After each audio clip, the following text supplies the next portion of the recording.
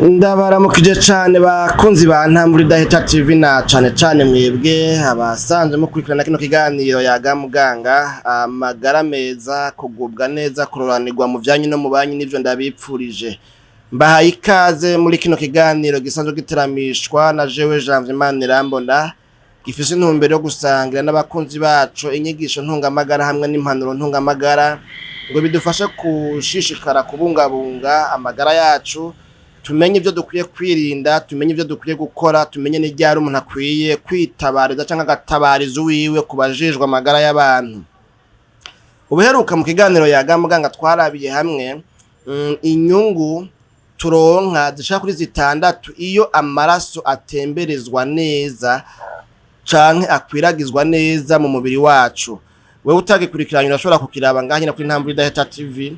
Hanyuma ukaronka ubwo bumenyi canke se izo nyigisho nizo mpanuro zitubwira ku bintu bitandatu bikuru turonka iyo amaraso yacu atembera neza bikadufasha kugira amagara meza. No musi naho twagomba turabira hamwe ibintu bitanu novuga ngo twokora canke se vyo dufasha korohereza no gutuma itemberezwa canke se ikwiragizwa ry'amaraso mu mubiri wacu ribagiza gusumba.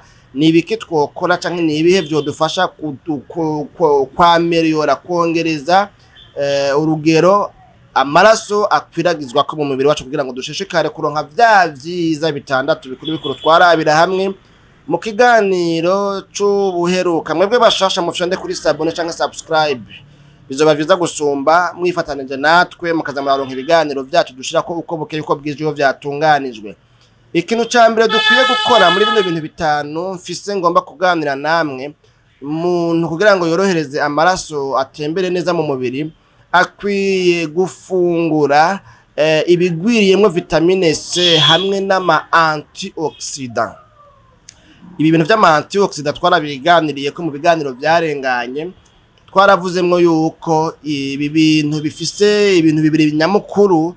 Ikintu cambere ari uko ngo bishobora kugira gukingira umubiri wacu amaserire novuga ngo uduce ndemangingo tw'umubiri wacu canke ica kabiri naco ngo nuko ama antioxidant ngo afasha novuga ngo mu kugira mu gusanasana mu kuhepara amaserire uduce ndemangingo tw'umubiri wacu tuba twasinzikajwe n'indwara uburuhe wakomeretse umubiri uratabuka urava amaraso uragirana kugira ngo rero abantu basubire hafatane novuga ngo habeho cicatrisation umubiri usubire wuzure. Urumva ivyo bintu bigwiriyemo ico bita ngo ni ama antioxidant bica bigira uruhara rudasanzwe mu kurepara uduce ndemangingo twasinzikaye. Murumva rero ibintu biguriyemo vitamine C hamwe n'ibiguriyemo ama antioxidant ni nkenerwa cyane. Umuntu akwiye gufungura rero ivyo bintu kubera yuko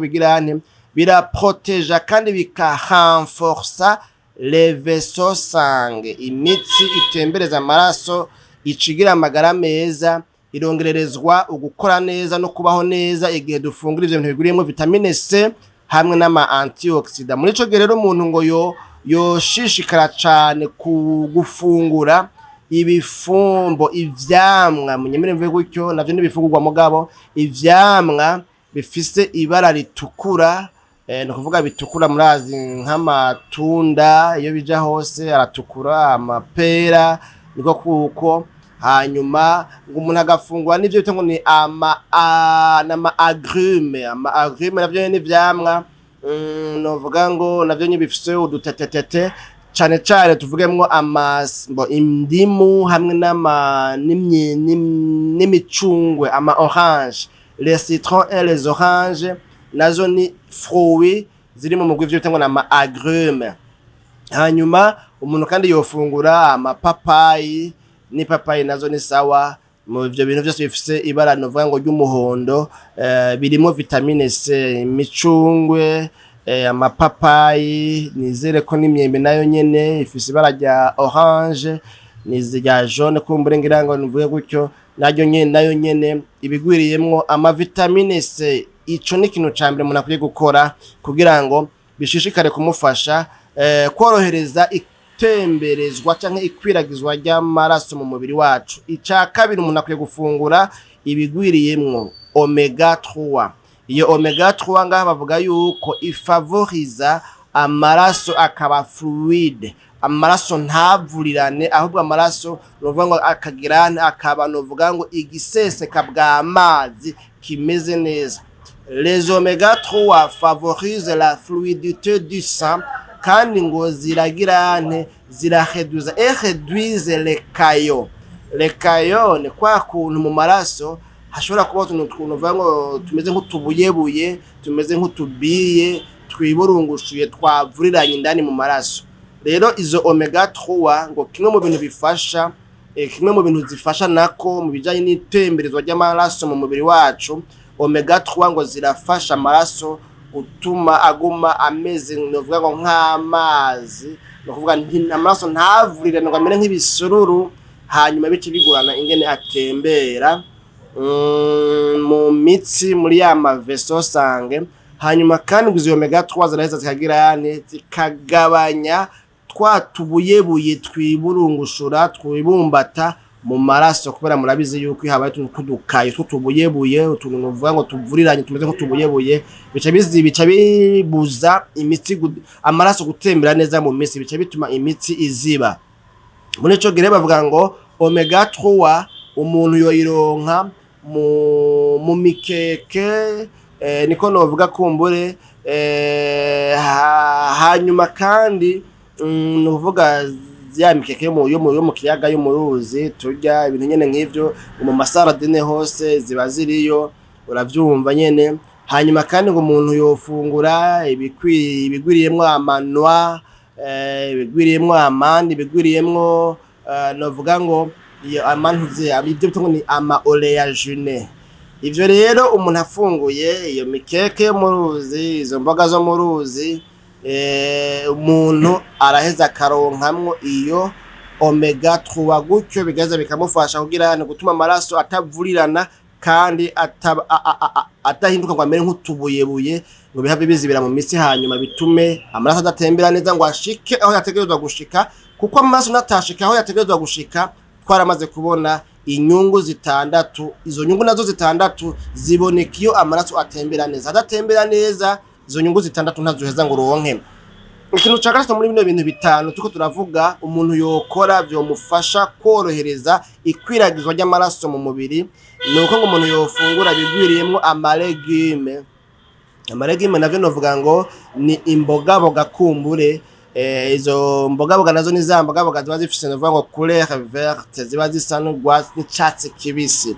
Ama epinare, amashu, ndibuvuge za lengalenga, ya misoma, ya makubi, ibintu nyene nk'ivyo. Kandi ngo abantu ngo bofungura n'ibigwiriyemwo za beterave kubera ko zirimo ivyo bita ngo na manitrate. Ayo manitrate nayo nyene arafasha cane ngo mu kudirata amaveso sange, biratuma ngo imitsi yaguka. Urabona urazi kumbo mwaravyumvise mu biganyo byarenganye cyangwa se musanzwe mubizi ahandi hatandukanye mwagiye muvyiga, imitsi irashobora kumera nk'ipfungana nk'ikongana, hakabaho novuga ngo ico bita ngo ni vasoconstriction.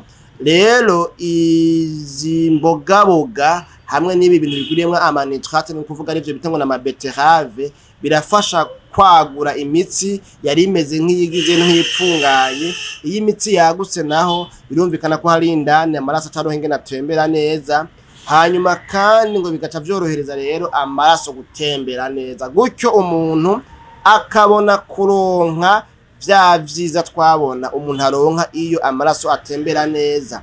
Ikintu ca kane mu bintu bitanu tuko turavugana namwe muri kino kiganiro yaga muganga cacu cuno munsi, nuko kimwe mu bintu umuntu yokora vyokorohereza amaraso gutembera neza, yonywa amazi ku rugero rwiza. Ivyo navyo twarabivuze mu biganiro vyarenganye, twarabonye ko umuntu akwiye kunywa amazi ataja musi y'ilitiro 1.5, kandi twarabonye ko umuntu ashobora no kunywa no gushika no ku litiro 4 arenga, bivanye nuko aho aba hashushe cane, bivanye nuko akora akazi gatuma birindugumba cane hanyuma gatakaza amazi menshi, hanyuma kandi bivanye nuko umubiri aba yumva uri kuramusaba ayo mazi. Igihe cyose umuntu adafise ikibazo c'amafyigo ngo amazi hava buri ngene ayungururwa n'ingene asohoka, iyo adafise ikibazo gituma umubiri udasohora amazi wanyoye, mu by'ukuri ngo umuntu akwiye kunywa amazi igihe cyose yumva umubiri uyamusavye kugira ngo kumbure buri munsi ntanwe amazi ari munsi y'ilitiro rimwe n'inusu canke amalitiro 2 nuko biraheza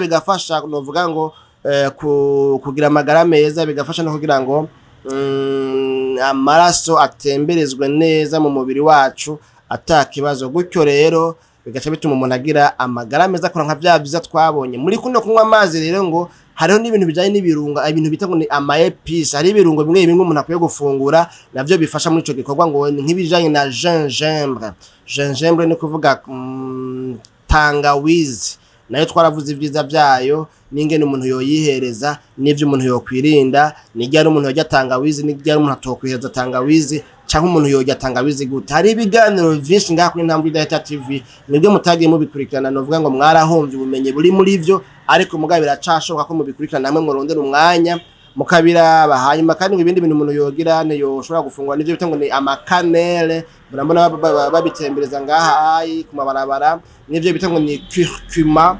Ibyo byose biri mu maepice, mu birungo umuntu yofungura kubera yuko ngo bisanzwe bigirane bifise novuga ama propriété astimira kandi yagura, novuga ngo mu mitsi, hanyuma amaraso agatembera neza. Ikintu cyanyuma dusozera, kuko amazi yazindutse ageze kure kandi umwanya uragoye, umwanya n'inzahabu, umwanya urazimvye, murashobora kutaronka umwanya uhagije wo gukurikirana ikiganiro kirekire kimara amasaha 2. None niyo mpamvu bisaba ko dukoresha umwanya utwarika. Ikintu cyanyuma cyo ca gatanu muri bino bintu bitanu byo korohereza ikwiragizwa ry'amaraso mu mubiri ku rugero rwiza, ni icuko umuntu ngo yogabanya cane urugero afungura ko umunyu. Umuntu nakwiye kunywa nako kurya ibintu birimo umunyu mwinshi. Twaragize ikiganiro naho nyine simva ndonke ingene ndabigaruka ko byose, mugabo ngaha bavuga yuko umunyu utuma habaho rétention d'eau et hypertension. Umunyu urashobora gutuma umuntu agwara indwara y'umutima, kana agwara indwara y'umutima. Murumva yuko wa mutima niwo pompo ipompa amaraso mu mubiri. Muri ico gihe murumva yuko rero umutima ugize ikibazo nyine ni hatari. Twarabonye ingene umuntu yari umunyu mwinshi, twarabonye ingene umunyu ngo wegeranya oturu yawo aho uherereye, ngo urakwega amazi, uranunuza amazi yose yegereye aho hantu, hakaba amazi menshi aho hantu uwo munyu uherereye. No kuvuga rero mu maraso rero hariya mu mitsi, novuga ngo ikibazo kihaba niki mu bijanye na circulation sanguine, kugira ngo kumbe mu vyumve. Iyo umuntu yari umunyu mwinshi, uwo munyu nawe ugaca ufata ukegeranya amazi akaba menshi mu maraso, umutima uronka information ubwira yuko ufise amaraso menshi, ukwiye kuyapompa yose ngo ashike mu mubiri hariya ayi. Umutima rero ugaca ukora cane, ukongereza inguvu cane, kubera yuko ya maraso avanze n'amazi yakwezwa n'umunyu. Umunyu wakweze wasumakuye amazi yose urayiyegereza, bice bituma rumengo hari amaraso menshi, kumbe sa amaraso menshi ahubwo harimo amazi menshi yakwezwe n'uwo munyu. Bice bituma umutima ukoresha inguvu nyinshi. Hanyuma iyo umuntu akunda kurya uwo munyu rero murumva yuko umutima udoca wamukoresha inguvu zisumba izo wategerezwa gukoresha, umutima udoca uruha n'ingoga, hanyuma ucugwara n'izindi ndwara zitandukanye. Byo twarabivuze mu biganiro byarenganye. Hanyuma kandi ikindi kintu naco umuntu yokwirinda, ruhande yo kwirinda kurya umunyu mwinshi, umuntu ngo yokwirinda kurya ibintu bigwiriyemwo ibinure canke ibigwiriyemwo amasukari, uko ibyo byose navyo nyine ngo biragirane, biratuma habaho accumulation de plaques dans les artères.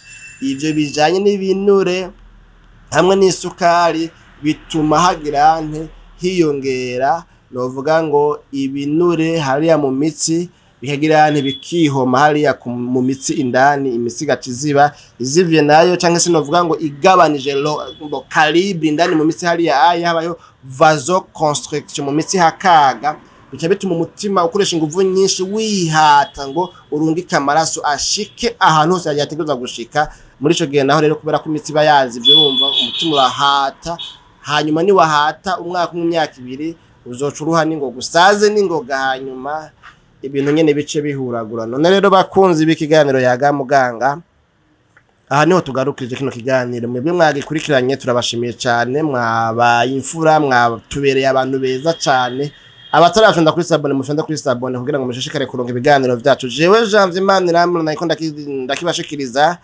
ndabike banuye naho ubutaha mu kiganiro yaga muganga.